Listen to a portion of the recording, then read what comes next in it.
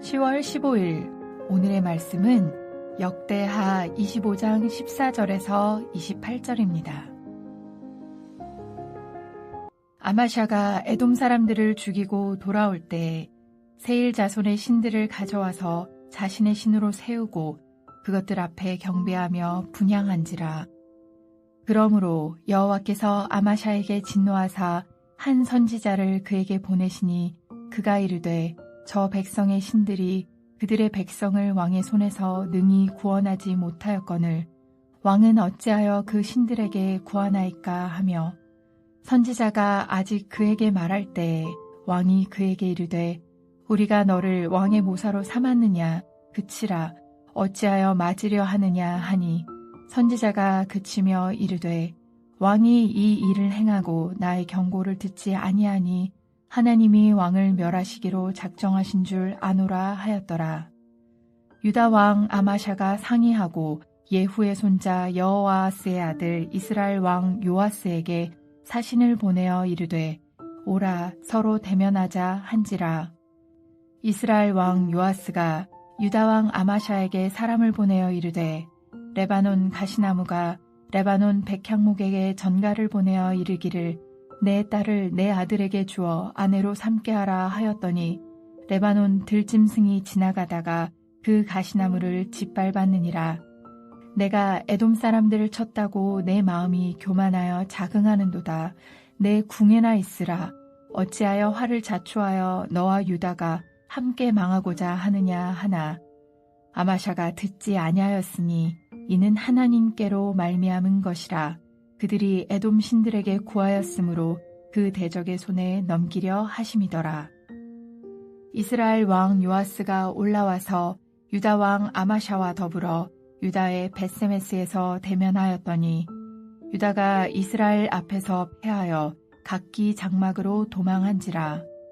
이스라엘 왕 요아스가 벳세메스에서 여호아스의 손자 요아스의 아들 유다 왕 아마샤를 사로잡고 예루살렘에 이르러 예루살렘 성벽을 에브라임 문에서부터 성 모퉁이 문까지 400규빗을 헐고 또 하나님의 전 안에서 오벳 에돔이 지키는 모든 금은과 그릇과 왕궁의 재물을 빼앗고 또 사람들을 볼모로 잡아가지고 사마리아로 돌아갔더라. 이스라엘 왕 여호아하스의 아들 요아스가 죽은 후에도 유다 왕 요아스의 아들 아마샤가 15년간 생존하였더라. 아마샤의 이 외에 처음부터 끝까지의 행적은 유다와 이스라엘 열왕기에 기록되지 아니하였느냐. 아마샤가 돌아서서 여호와를 버린 후로부터 예루살렘에서 무리가 그를 반역하였으므로 그가 라기스로 도망하였더니 반역한 무리가 사람을 라기스로 따라 보내어 그를 거기서 죽이게 하고 그의 시체를 말에 실어다가 그의 조상들과 함께 유다 성읍에 장사하였더라. 역대하 25장 14절에서 28절 말씀을 함께 묵상하겠습니다. 아마샤는 에돔과의 전쟁에서 큰 승리를 거둡니다. 이 승리는 예견된 승리입니다. 은 100달란트로 이스라엘 용병 10만 명을 데려왔는데 하나님께서 이스라엘 용병을 돌려보내라고 하지요. 아마샤가 그 용병을 돌려보내면 큰 승리를 할 것이라고 말씀하셨습니다. 아마샤는 용병을 돌려보냈지요. 그리고 승리를 거둡니다. 그러니 이 승리는 하나님께서 주신 승리이지요. 그런데 좀 놀랍고도 충격적인 사건이 벌어집니다. 아마샤가 에돔과의 전쟁을 끝마치고 돌아오는 길에 세일 자손의 신들을 가져와서 자기의 신으로 세우고 그 신 앞에 경배하며 분향하는 악행을 자행합니다. 사실 아마샤의 이러한 행동은 고대 근동의 전쟁에 있어서 관행적으로 행했던 행동입니다. 고대 근동의 전쟁에서는 한 국가나 민족이 승리를 하면 패전국의 신상이나 우상을 가지고 왔습니다. 왜냐하면 그 당시의 전쟁은 단순히 나라와 나라, 백성과 백성과의 전쟁만이 아니라 신들의 전쟁으로 이해했기 때문입니다. 그래서 유다가 전쟁에서 이기면 유다의 신이 이긴 것이며 이방 나라가 전쟁에서 이기면 이방 나라의 신이 이긴 것입니다. 그렇기 때문에 아마샤가 에돔과의 전쟁에서 승리를 했으므로 그 당시 관행에 따라 패한 나라의 신과 우상을 가져온 것입니다. 하지만 문제는 신명기의 율법에 의하면 전쟁에서 전리품을 가져오지 말고 그곳에서 파괴하라고 하였습니다. 아마샤는 고대의 근동 전쟁의 관습, 습관을 따라 행동한 것이지만 그것은 하나님의 율법을 어긴 것이며 하나님 나라 백성의 율례를 범한 것입니다. 안타깝게도 아마샤는 이 부분에서 이방 나라 관습을 따른 것입니다. 즉, 그 시대 정신을 따른 것이지요. 우리는 한 가지 여기서 생각해 볼 것이 있습니다. 하나님의 백성으로 살아갈 때에 모든 일에 순종을 하거나 모든 일에 불순종하는 것은 아니라는 것입니다. 어제 살펴본 바와 같이 아마샤는 아버지를 죽인 신하를 죽였지만 그 자녀들에게 죄를 묻지 않았습니다. 당시 시대는 아버지의 죄까지 덮어 씌울 수 있는 시대였지요. 하지만 율법이 금하고 있었기 때문에 그것을 하지 않았습니다. 하지만 이번에는 고대 근동의 전쟁의 관행을 따라 행했습니다. 그래서 그 신들이라는 전리품을 취하고 그 우상을 가져와서 섬겼던 것이지요. 사랑하는 성도 여러분, 성도는 자신이 특별히 잘하는 순종의 영역이 있고 그렇지 않은 영역이 있습니다. 어떤 성도는 재물의 유혹은 잘 이기지만 권력의 유혹은 이기지 못할 수 있습니다. 어떤 성도는 권력의 유혹은 잘 이기지만 음란함에는 약할 수 있습니다. 어떤 성도는 권력과 재물의 유혹은 잘 이기지만 자녀에 대해서는 상당히 약할 수 있습니다. 자녀가 어려우면 철저히 무너지고 불신앙을 선택하는 경우도 있습니다. 이것이 우리가 가지는 연약함이지요. 그러니 우리가 성숙하고 성장할 때 모든 영역에서 함께 성숙하고 성장해야 합니다. 하나님을 사랑하는 것, 자신을 사랑하는 것, 이웃을 사랑하고 피조 세계를 사랑하는 모든 영역에서 성숙하고 성장해야 합니다. 또한 교회 안에서의 신앙하는 삶과 교회 밖에서의 신앙하는 삶 모두 성숙하고 성장해야 합니다. 그러니 우리는 교만하지 아니하고 내가 어떤 영역에서 어떤 부분에서 잘 넘어지는가, 어떤 영역에서 순종을 잘하고 어떤 영역에서 사탄을 따르고 있는지 잘 점검하고 알고 있어야 합니다. 그렇지 않으면 신앙하는 삶을 잘 살다가도 나도 모르는 사이에 넘어지고 영적으로 다운되고 침체를 경험하게 됩니다. 그러니 하나님 앞에 겸손하게 나아가 나의 연약함을 내려놓고 특별히 내가 연약하고 부족한 부분을 하나님께서 깨우치게 하신다면 그것들을 내려놓고 기도해야 합니다. 그 영역에서 넘어지지 않도록 해야 합니다. 이제 아마샤의 두 번째 행적을 살펴볼 것인데요. 사실은 이 두 번째 행적이 더 문제가 됩니다. 아마샤는 에돔과의 전쟁에서 승리하였고 정말 교만하고 기고만장해졌습니다. 이러한 때에 여호와께서는 한 선지자를 보냅니다. 에돔의 신들은 왕을 구원하지 못하는데 왜 에돔의 신을 섬깁니까? 그에게 비는 것이 어찌 된 일입니까? 이렇게 선지자가 말하자 아마샤가 선지자를 향해서 말합니다. 언제 너를 우리의 모사, 즉 고문으로 삼았느냐? 죽지 않으려면 그 입을 멈추라고 합니다. 결국 이 선지자는 아마샤의 패망을 예언합니다. 아마샤는 교만해졌고 자신의 힘과 능력과 지략으로 에돔과의 전쟁에서 승리한 줄 압니다. 그래서 하나님의 선지자의 말을 듣지 않지요.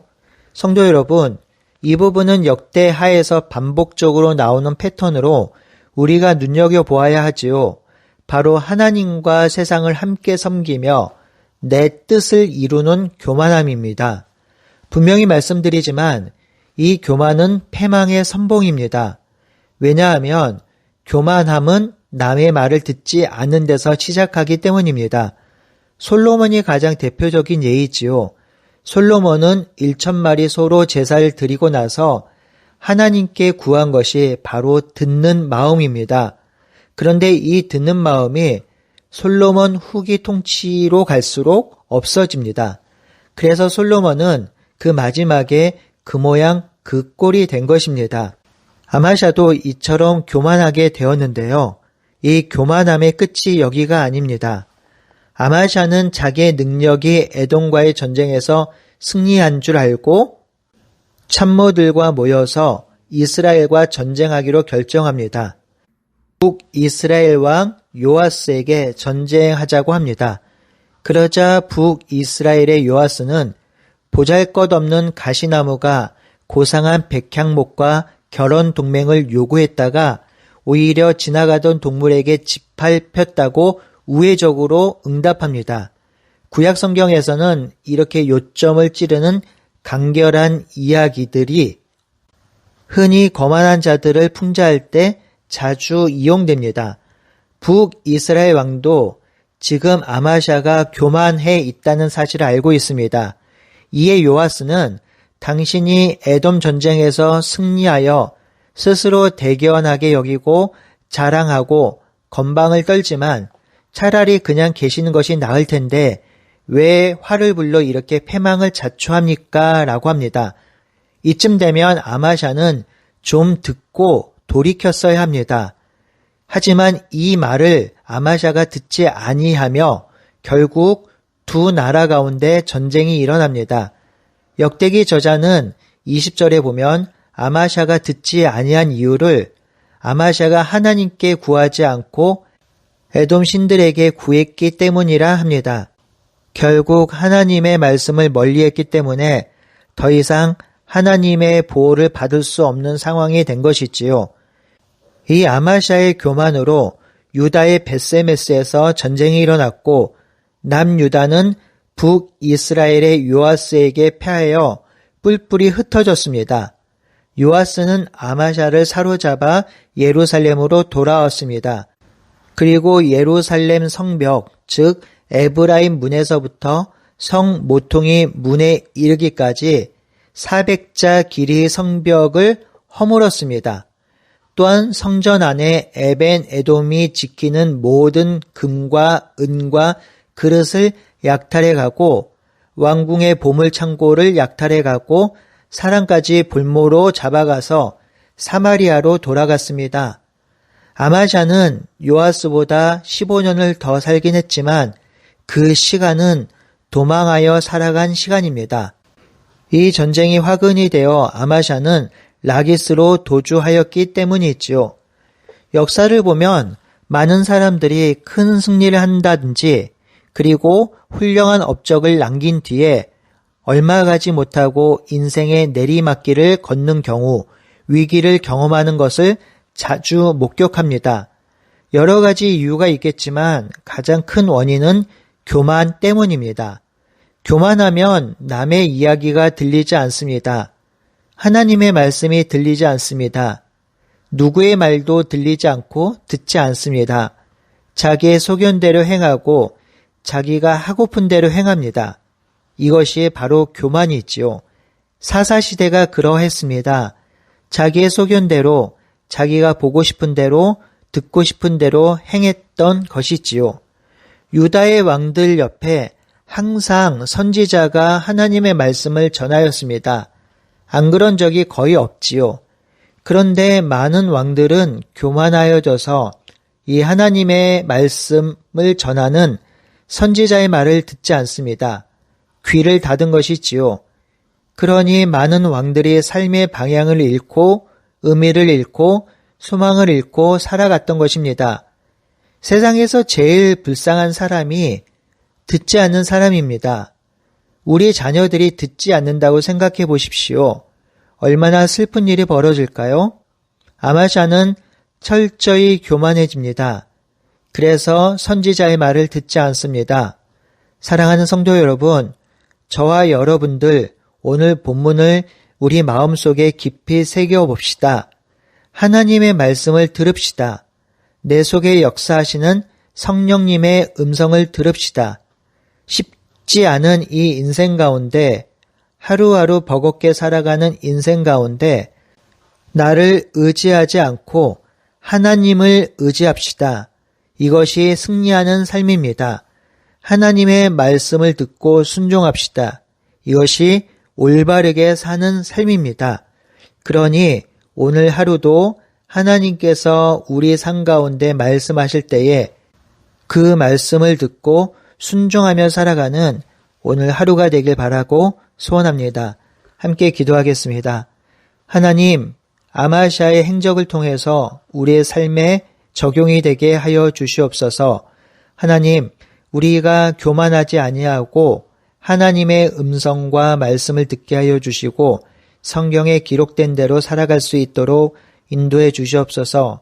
비록 그 삶이 힘들고 어려울지라도 그렇게 사는 삶이 의미 있는 삶이 있고 승리하는 삶임을 기억하게 하여 주시고 그렇게 살아가는 우리 모두가 될 수 있도록 인도하여 주시옵소서. 예수님의 이름으로 기도드리옵나이다. 아멘.